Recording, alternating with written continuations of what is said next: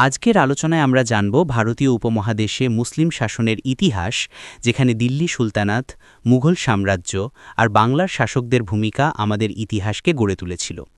এই রকম ভিডিও দেখতে চ্যানেলটি সাবস্ক্রাইব করুন, ভালো লাগলে লাইক কমেন্ট করুন।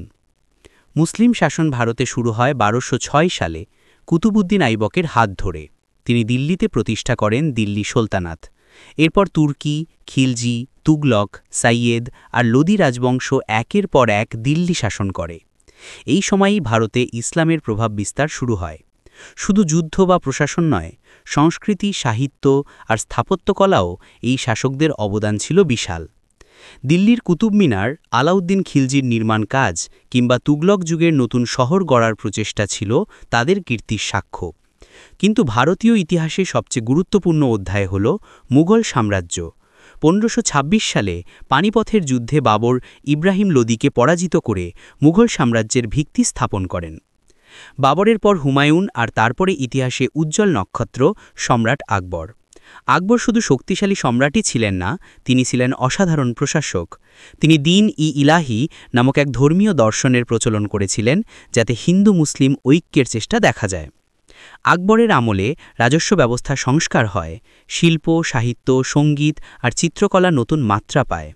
আকবরের পর জাহাঙ্গীর, শাহজাহান এবং ঔরঙ্গজেবের আমল মুঘল ইতিহাসে বিশেষ গুরুত্বপূর্ণ।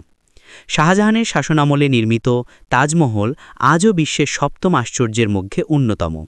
তবে ঔরঙ্গজেবের ধর্মনীতি অনেক বিদ্রোহ আর অস্থিরতার জন্ম দেয়, যার ফলে মুঘল সাম্রাজ্য দুর্বল হয়ে পড়ে।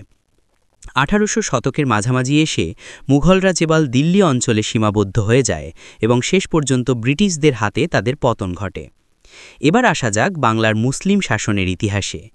বাংলায় মুসলিম শাসন শুরু হয় 1204 সালে, যখন বখতিয়ার খলজি নালন্দা ও বিহারের অঞ্চল দখল করেন। এর মাধ্যমে বাংলায় মুসলিম শাসনের সূচনা ঘটে। বাংলার সুলতানরা দিল্লির কেন্দ্রীয় শাসনের বাইরে স্বাধীনভাবে শাসন পরিচালনা করতেন। বিশেষ করে ইলিয়াস শাহ ও হোসেন শাহ, এই দুই শাসক বাংলার ইতিহাসে স্মরণীয়। বাংলার স্থাপত্য যেমন গৌড়, পান্ডোয়া কিংবা সোনারগাঁও আর মসজিদ যেমন ষাটগাঁও, চৌপড়ি, বাগেরহাটের ষাট গম্বুজ মসজিদ, এগুলো প্রমাণ করে মুসলিম স্থাপত্য কত সমৃদ্ধ ছিল। বাংলার মুসলিম শাসকরা কৃষি, বাণিজ্য আর নদীপথ নিয়ন্ত্রণে গুরুত্বপূর্ণ ভূমিকা পালন করেন।